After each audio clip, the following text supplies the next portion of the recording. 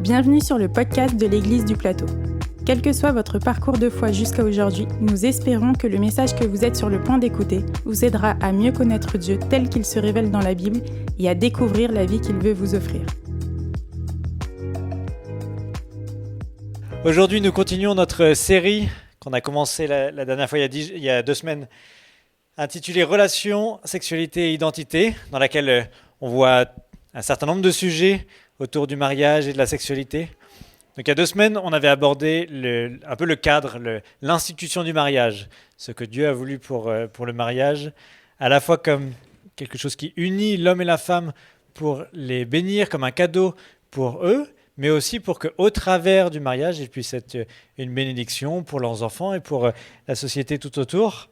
Et donc on reprendra certains aspects de ça tout au long de la série. Et notamment aujourd'hui, on va se concentrer sur la question de la sexualité dans le mariage. Donc voilà, les 3 premiers dimanches, on a mariage, sexualité, et puis dimanche prochain, ce sera sur la procréation, sur le fait d'avoir des enfants. Et dans un certain nombre de contextes, on aurait pu associer les sujets 2 et 3, la question de la sexualité et de la procréation. Mais je pense que c'est 2 sujets qui méritent d'être abordés séparément et que la sexualité mérite d'être abordée sans forcément aborder la question de la procréation. Et c'est un sujet qui a pu être un sujet difficile tout au long de l'histoire de l'Église, en particulier dans l'Église catholique depuis Augustin, donc depuis le IVe siècle, qu'en général, la sexualité est d'abord vue comme pleinement légitime si elle est faite dans le but d'avoir des enfants. Et on va le voir la semaine prochaine, il y a clairement quelque chose de cet ordre-là, que le mariage et la sexualité ont en partie pour vocation de permettre d'avoir des enfants. Mais ça traduit parfois un inconfort ou un sujet délicat de voir ce qu'il peut y avoir de beau dans la sexualité en tant que telle, même lorsqu'il n'y a pas forcément le fait de faire des enfants au travers de cette sexualité. Et c'est, alors moins maintenant, mais au travers des siècles, il y a pu avoir la mise en avant de l'abstinence comme la plus haute forme de sainteté, la plus haute forme de respect de Dieu et de consécration à Dieu. Et Sam Allberry, un auteur que je citerai plusieurs fois dans cette série, a cette citation savoureuse concernant l'Église là au Moyen-Âge. Il décrit la situation suivante au Moyen-Âge. Les autorités ecclésiastiques ont interdit les relations sexuelles le jeudi, le jour où le Christ a été arrêté, le vendredi, le jour de la mort de Christ, le samedi, en l'honneur de la Vierge Marie, et le dimanche, en l'honneur des saints décédés.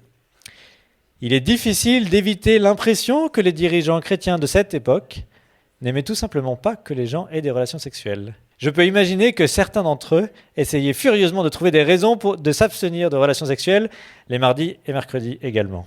Voilà, donc ça fait partie de l'héritage, de notre héritage, parce que c'est pas que l'héritage catholique, c'est l'héritage chrétien pour le coup, tout au long du Moyen-Âge. Et puis c'est aussi un enjeu pour les églises évangéliques d'avoir parfois une relation un petit peu ambiguë avec ce thème-là. Un peu moins à la mode maintenant, mais il y a eu toute une phase, et en plus en milieu anglo-saxon, de faire toute la promotion de la culture de la pureté, avec l'idée, encore une fois, que la plus haute manière d'être saint, d'être consacré à Dieu, c'était surtout de se préserver de toute relation sexuelle avant le mariage. Alors, je reviendrai sur le fait que la sexualité est présentée comme réservée dans le cadre du mariage, mais c'était devenu le centre de toute préoccupation, justement avec ce vocabulaire qui pour moi n'est pas neutre, du fait de rester pur jusqu'au mariage.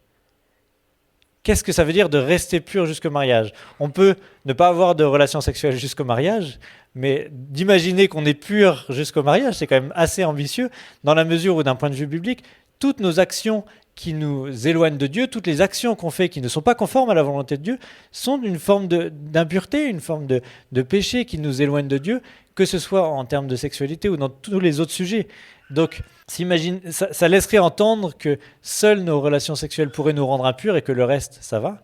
Alors qu'il me semble que la Bible a un regard beaucoup plus large sur tout ce qui peut nous éloigner de Dieu, et ça peut inclure bien sûr les questions de sexualité, mais ça ne s'y limite pas, et que ça a parfois traduit un inconfort avec ce sujet, avec une manière de se protéger de tout ce qui pourrait être problématique sur ce sujet, plutôt que de célébrer aussi ce qui peut être beau dans la sexualité, dans quelle mesure ça peut être un cadeau de la part de Dieu. La Bible n'est ni à faire de la sexualité une fin en soi, comme la manière absolue de trouver du sens dans la vie, mais elle n'est pas non plus à se cacher de ce qu'il peut y avoir de beau dans la sexualité, et elle présente cette sexualité comme un cadeau de Dieu. Alors c'est ce qu'on va voir ce matin, à la fois dans quelle mesure les relations sexuelles peuvent être un cadeau de Dieu, ça peut être aussi un cadeau mutuel dans le couple, et dans quelle mesure c'est essentiel de pouvoir le vivre dans le cadre que Dieu nous donne. Alors d'abord, le cadeau de Dieu. D'après la Bible, la sexualité n'est pas un mal nécessaire qui nous permettrait d'avoir des enfants, mais c'est réellement quelque chose que Dieu nous donne pour que nous puissions en profiter.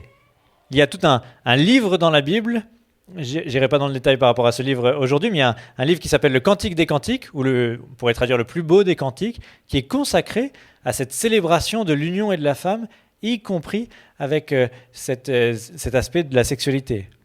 Et je vais juste vous citer un passage du livre des Proverbes qui donne à peu près la même idée. Je vous lis en Proverbes 5, versets 15 à 19. « Ta femme est comme une source d'eau pure, bois à cette source. Ne laisse pas son eau couler dans les rues et se disperser sur les places publiques, qu'elle soit pour toi seule. Ne la partage pas avec des étrangers, remplis-la de bonheur, trouve ta joie dans la compagne de ta jeunesse. Ta femme est comme une biche amoureuse et gracieuse, comme une gazelle, que ses seins t'enivrent en tout temps. Abandonne-toi sans cesse à son amour. » C'est un texte alors peut-être qu'il va à l'encontre des fois des perceptions est-ce qu'il faut boucher les oreilles de certains, mais ça peut aller à l'encontre des perceptions qu'on peut avoir de la Bible, mais c'est inclus dans l'enseignement à la fois des Proverbes, du Cantique des Cantiques, et à différents endroits dans la Bible. Et donc, cette sexualité, ces relations sexuelles sont présentées comme un cadeau qui est donné par Dieu. Elles ne sont pas juste un besoin naturel à assouvir, c'est pas juste comme la nourriture où on a besoin de manger alors il faut manger, mais c'est réellement un cadeau qui est la preuve de la générosité de Dieu et qui a un sens beaucoup plus grand, beaucoup plus large, et je reviendrai là-dessus, que simplement un besoin à assouvir. Et le deuxième aspect, c'est que ce n'est pas simplement un cadeau de la part de Dieu, c'est un cadeau mutuel, c'est un cadeau qui se fait l'un à l'autre dans le cadre du couple. Et je vais prendre un texte dans 1 Corinthiens 7 dans lequel Paul souligne ça à l'encontre de tout ce qui pouvait être dit dans sa culture et qui mérite d'être également entendu dans notre culture. 1 Corinthiens 7, versets 3 à 5. « Que le mari remplisse son devoir d'époux envers sa femme et que la femme fasse de même envers son mari. La femme ne peut pas faire ce qu'elle veut avec son corps est à son mari. De même, le mari ne peut pas faire ce qu'il veut de son corps est à sa femme. Ne vous refusez pas l'un à l'autre, à moins que, d'un commun accord, vous n'agissiez ainsi momentanément pour prendre le temps de prier, mais ensuite, reprenez votre vie conjugale, sinon vous risqueriez de ne plus vous maîtriser et de céder aux tentations de Satan. » Paul affirme deux choses réellement importantes dans ce court passage. D'abord, les relations sexuelles dans le cadre du mariage sont non pas une option, non pas un bonus, mais une nécessité. Encore une fois, Sam Alberry a cette remarque que je trouve pertinente de dire, dans ce passage, dans cette conception de Paul, la seule personne qui voudrait qu'il n'y ait pas de relation sexuelle, c'est Satan. Parce que lui, ça l'arrangerait, ça permettrait d'ouvrir à un certain nombre de tentations. Mais pour Dieu, c'est au contraire quelque chose qui est non seulement positif, mais pleinement encouragé, voire fortement encouragé dans ce passage-là. Et le deuxième point, et c'est vraiment remarquable, en particulier dans le contexte dans lequel ça a été donné, c'est l'aspect égalitaire de ces recommandations. Dans le contexte gréco-romain de l'Antiquité, les relations sexuelles étaient toujours une question de pouvoir. C'était toujours une manière de concrétiser des rapports de domination. C'était bien sûr la domination de l'homme sur la femme, mais aussi des hommes sur les adolescents, des riches sur les pauvres, des personnes libres sur les esclaves. Il y a tout un ensemble de pratiques vraiment problématiques dans la culture gréco-romaine de l'époque. Et Paul vient rétablir les choses à ce niveau-là en disant au contraire, la sexualité chrétienne est un don mutuel de l'homme pour la femme, de la femme pour l'homme. Elles ne sont pas l'occasion de manifester un contrôle, une domination de l'un sur l'autre, mais vraiment, c'est l'occasion de construire cette relation mutuelle l'un avec l'autre. Un commentateur affirme au sujet de ce passage-là que c'est la première révolution sexuelle. Et c'est vrai que c'est difficile de saisir à quel point c'était révolutionnaire à l'époque, mais c'est un message fort qui parfois a été détourné, mais qui doit être, on doit souligner aussi ce qu'il y a de positif dans ce message-là, qu'il s'agit d'un don mutuel sans rapport de domination de l'homme sur la femme ou de la femme sur l'homme. Alors, on peut reconnaître qu'au-delà de cette belle vision des relations sexuelles dans le cadre du couple, elle a parfois été détournée, y compris ou en particulier dans les contextes chrétiens, d'utiliser un peu ce passage comme une arme en disant mais c'est un devoir, tu vois, c'est le vocabulaire qu'on utilise basé sur ce texte de devoir conjugal. Et il me semble que c'est vraiment une manière de détourner ce passage-là, de ne pas le prendre dans le sens dans lequel Paul veut le dire, parce que Paul est en train de parler du mariage, des relations sexuelles, dans le cadre de ce qu'il dit de manière générale du mariage et des relations entre chrétiens de manière générale. Comme je l'ai mentionné il y a 2 semaines, de toute façon, avant même qu'il soit parlé de mariage, dans le cadre de l'Évangile, il y a une manière d'aimer qui est une manière d'aimer pour le bien de l'autre, toujours en cherchant l'intérêt de l'autre. Et ça s'applique bien sûr à toutes les relations, à tous les aspects de la vie de couple, dans le mariage, y compris dans le cadre de la sexualité. Je vous relis ce verset assez général de Romains 15, verset 2, que chacun de nous cherche à plaire à son prochain pour son bien, de manière constructive. Et ça, c'est un peu la règle générale. Et que, du coup, aucune utilisation de cette notion de devoir conjugal peut être utilisée comme un moyen de pression affective ou psychologique pour essayer d'imposer quelque chose à l'autre.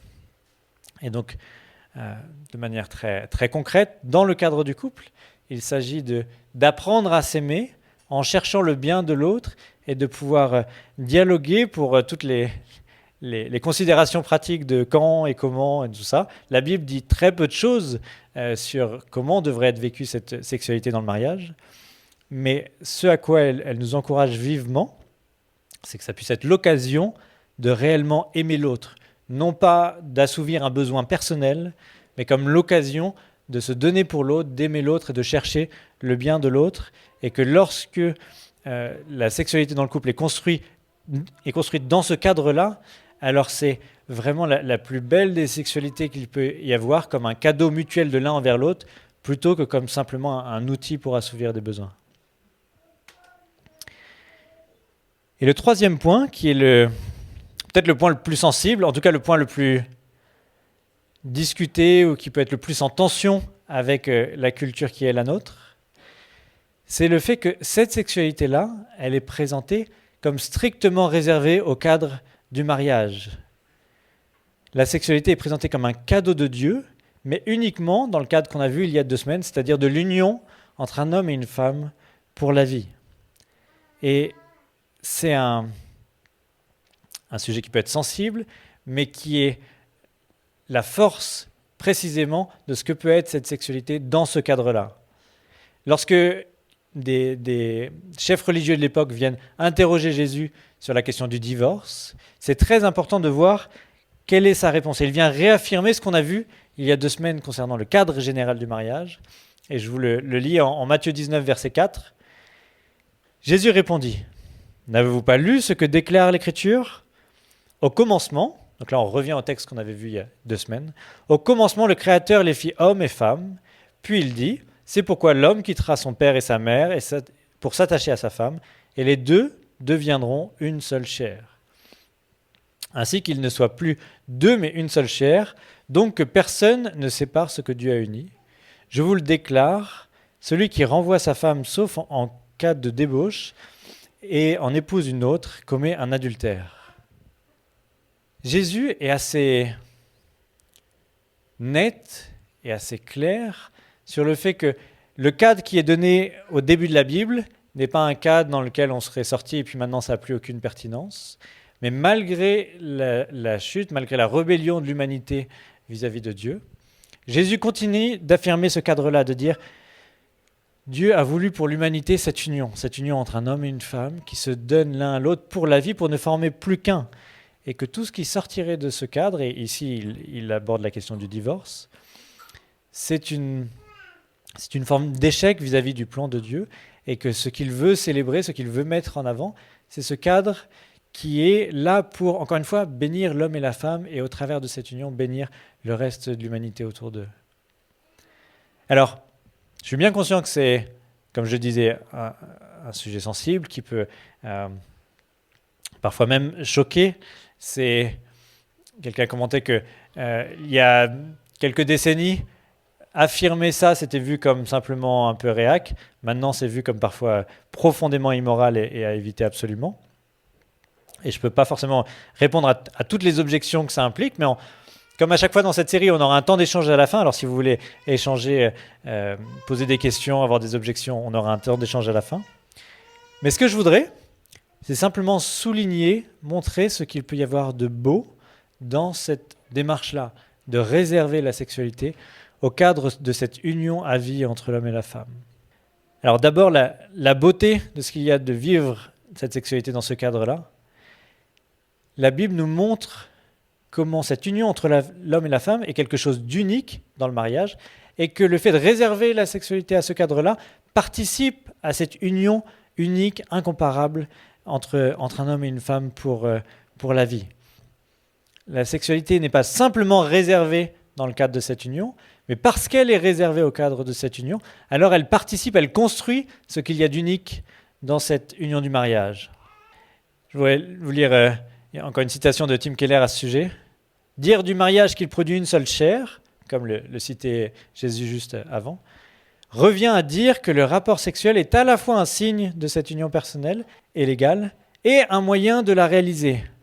La Bible dit de ne pas nous unir physiquement à quelqu'un, à moins d'être également prêt à nous unir à cette personne émotionnellement, personnellement, socialement, économiquement et légalement. » C'est un point extrêmement important de dire, de toute façon, cette relation va vous unir à l'autre. Alors si vous le faites, et je reviendrai sur ce point-là, que ce soit dans un cadre dans lequel vous êtes prêt à vous unir à la personne entièrement, émotionnellement, personnellement, socialement, économiquement et légalement. C.S. Lewis, l'auteur anglais, l'auteur des Narnia, compare avec une image assez forte, assez visuelle, cette question d'actes sexuels qui seraient hors mariage. Il compare ça au fait de goûter de la nourriture sans l'avaler ni la digérer. Alors c'est assez visuel, mais ce qu'il veut dire par là, c'est que ce serait de prendre la nourriture simplement pour le plaisir que nous donne la nourriture, sans permettre à la nourriture de produire ce pourquoi elle est faite, c'est-à-dire de nous nourrir en l'occurrence. Et il fait ce parallèle avec la sexualité, de dire, si on la prend juste comme un moyen d'avoir du plaisir personnel, on passe complètement à côté de ce pourquoi est fait la sexualité. Bien sûr, ça inclut le plaisir sexuel, mais ça inclut aussi ce pouvoir d'unir un homme et une femme, et d'une manière incomparable à toute autre forme d'union. Et donc, couper les relations sexuelles de ce cadre-là, dans lequel on peut s'unir comme on s'unit à aucune autre personne, c'est passer à côté de ce que devrait être cette sexualité, de passer à côté de ce qu'est ce cadeau donné à l'humanité au travers de la sexualité. Et un deuxième aspect de cette importance de réserver la sexualité au cadre du mariage, c'est que lorsque nous vivons cette sexualité en dehors d'un cadre, cela a des conséquences, qu'on le veuille ou non.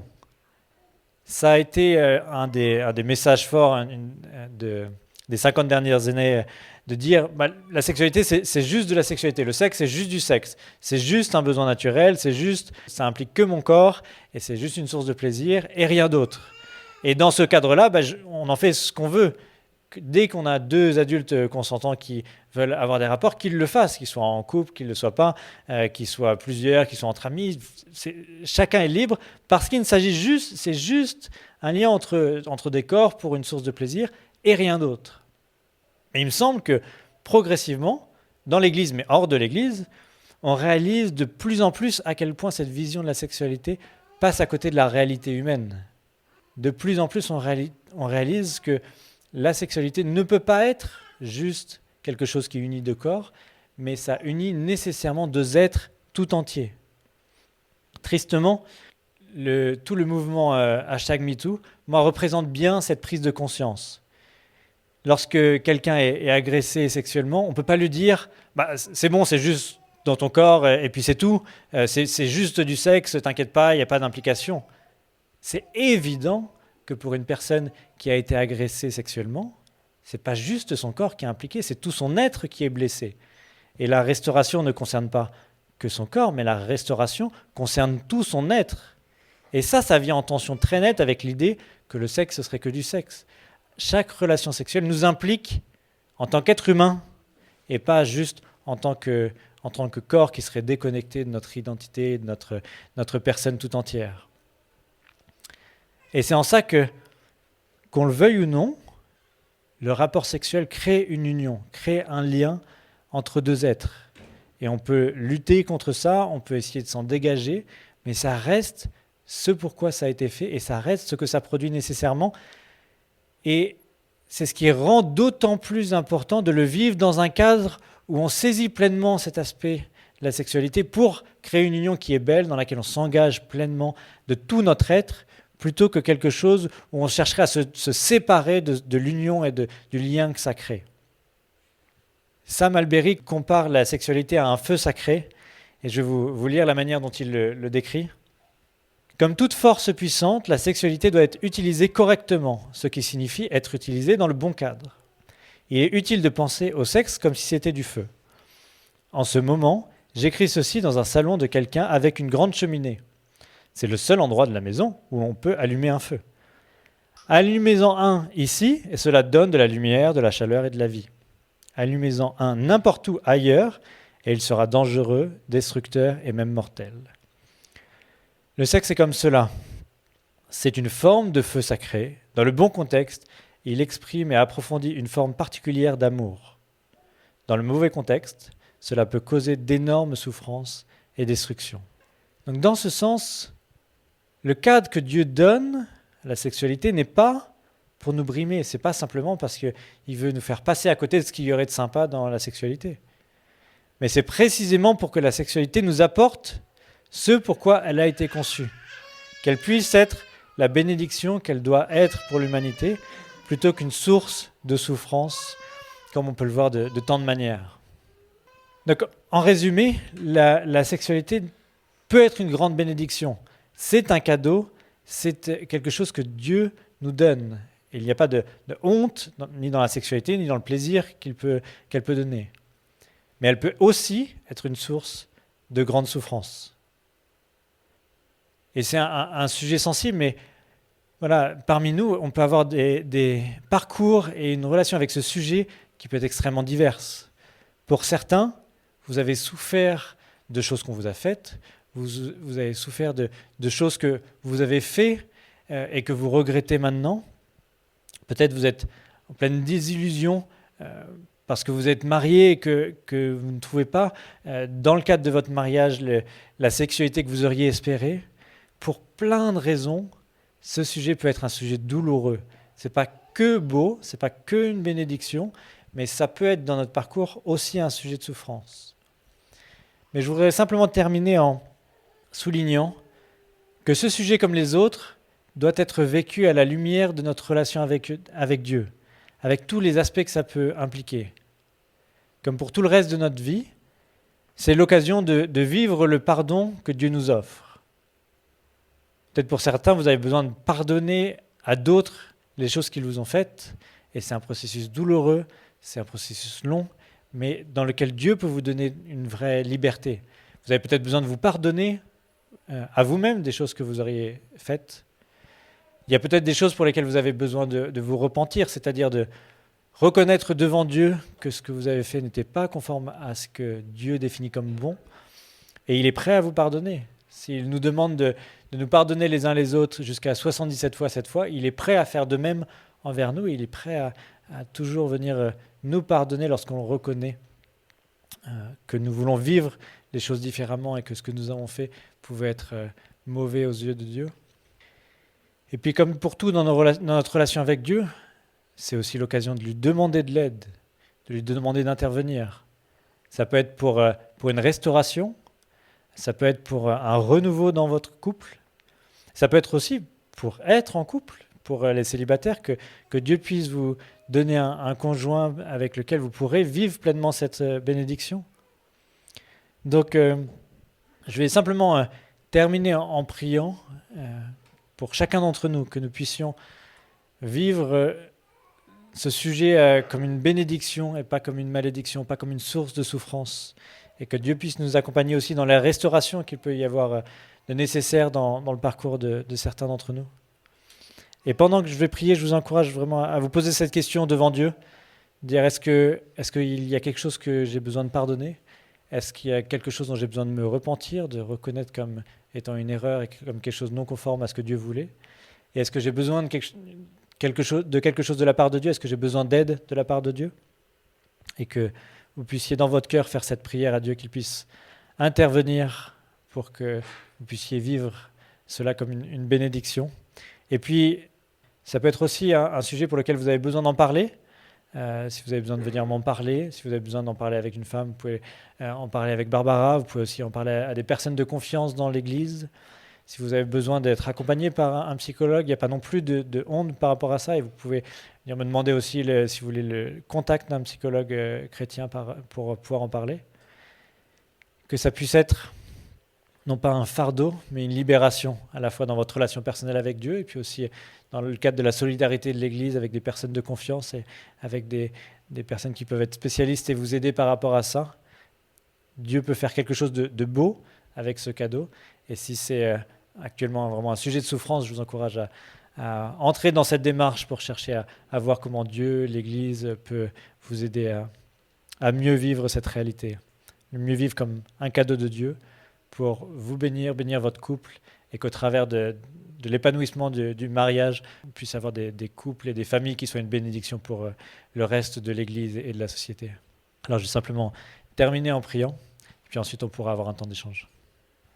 Seigneur, malgré toutes les manières dont nous pouvons détourner tes cadeaux, nous pouvons faire de bénédictions des sources de souffrance, nous voulons reconnaître que tu as été généreux envers nous en donnant la sexualité à l'humanité, et nous voulons le recevoir comme un cadeau. Seigneur, je prie pour chacun d'entre nous, que tu puisses permettre à ceux qui ont besoin d'être restaurés, à ceux qui ont besoin d'être pardonnés, d'être pardonnés, à ceux qui ont besoin de se repentir et de renouer, d'être réconciliés avec toi sur ce sujet, qu'ils puissent l'être. Seigneur, apprends-nous à t'aimer comme nous devons t'aimer, et à nous aimer les uns les autres comme nous devons nous aimer les uns les autres, y compris dans le cadre de la sexualité, mais précisément dans le cadre que tu nous donnes, en le recevant comme un cadeau qui n'est un cadeau que si nous le vivons comme toi tu nous as demandé de le vivre. Merci pour ta bonté, Seigneur, et manifeste-la encore dans chacune de nos vies. Amen. Si vous voulez en savoir plus sur le message que vous venez d'entendre ou sur l'Église du Plateau, contactez-nous sur notre site égliseduplateau.fr ou sur nos pages Facebook et Instagram.